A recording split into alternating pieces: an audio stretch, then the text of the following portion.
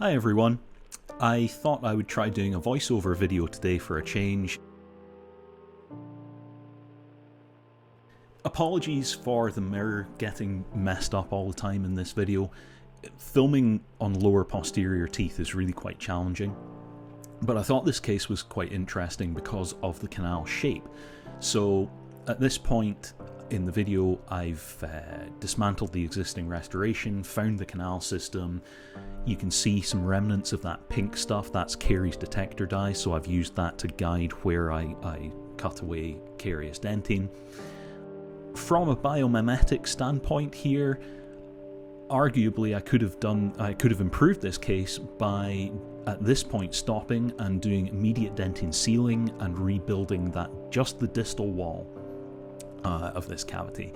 That would allow the bonds lots of time to mature fully whilst I do the endo. So yeah, that's maybe a critique of the way I've done this case. I could have done immediate dentine sealing and rebuilt that distal wall earlier. Anyway, the main bit of interest here is the canal shape. Initially I thought there might be two canals here, but it's actually one main canal and it has a huge buccal fin coming off it. The canal is not a perfect cylinder, so it doesn't make sense in an ideal world to use a cylindrical file. I often like using some kind of mechanical glide path file, so despite what I said about the irregular shape of this canal system, just to get myself to length and make sure I've got a really easy pathway for my shaping files to follow afterwards, this is a Wave 1 Gold Glider instrument.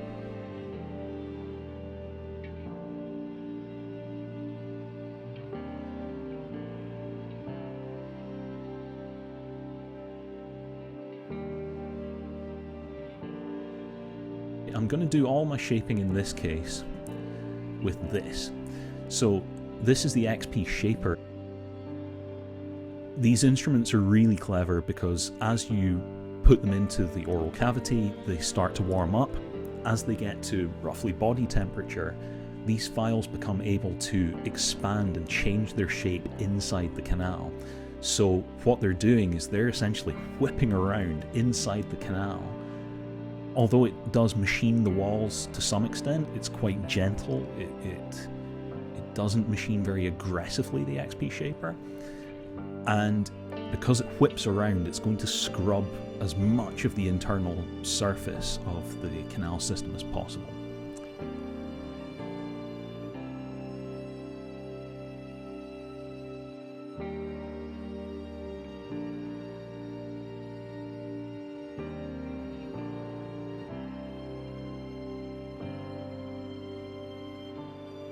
I've now switched to an Irriflex tip. This is a sort of plastic, flexible irrigating needle.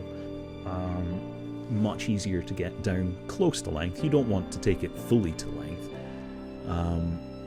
but this is able to follow the contours of a canal much easier and much more effectively than a metal irrigating needle can. Now we're going into a different file. This is the XP Finisher. This doesn't really cut dentine at all.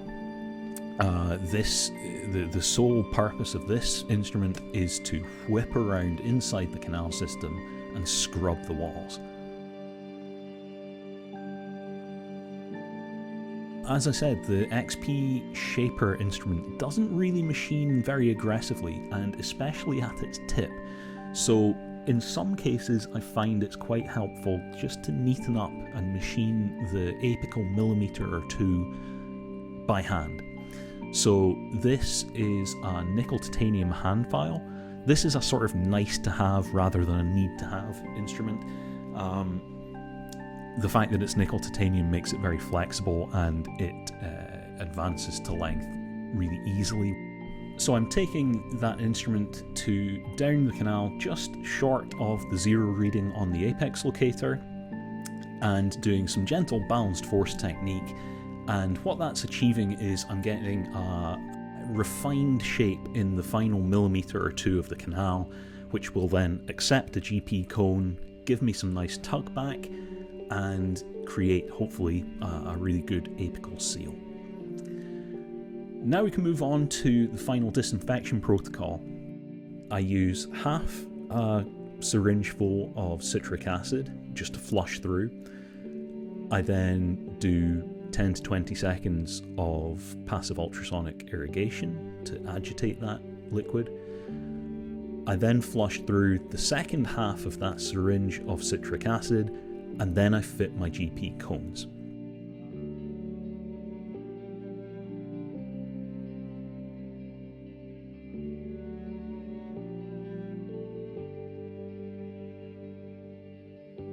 Here we are fitting the GP cone for the main canal going right to the apex.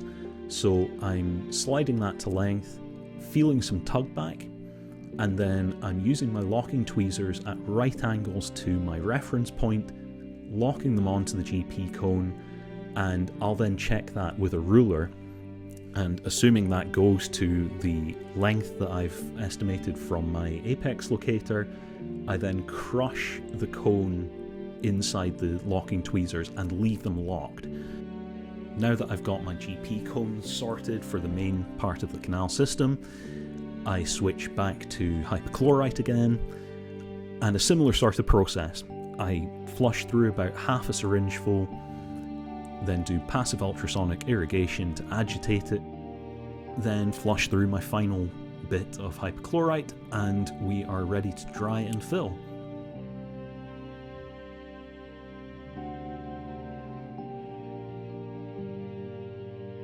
And then I'm injecting bioceramic sealer. I actually use different tips to this most of the time. These tips that come with bioceramic sealers waste a huge amount of material. So most of the time now I'm using visco tips. Inserting the main GP cone, which we fitted to length again, you can see the crushed part of the cone is going to length.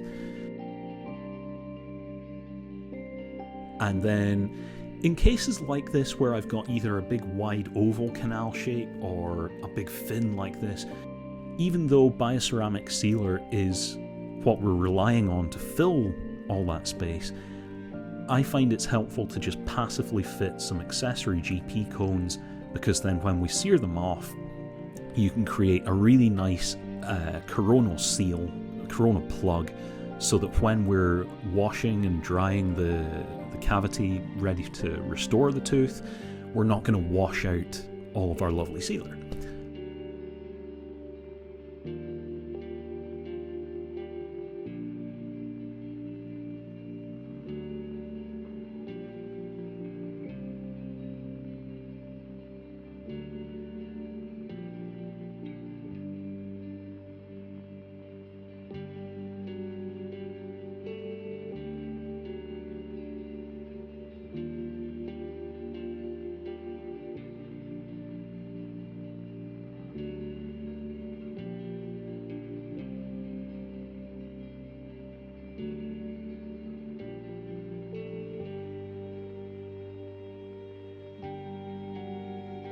And this picture shows you the finished obturation. So this is after I've washed and dried the cavity with the 3-in-1 tip, and we've then done air abrasion, and that tooth's ready to restore.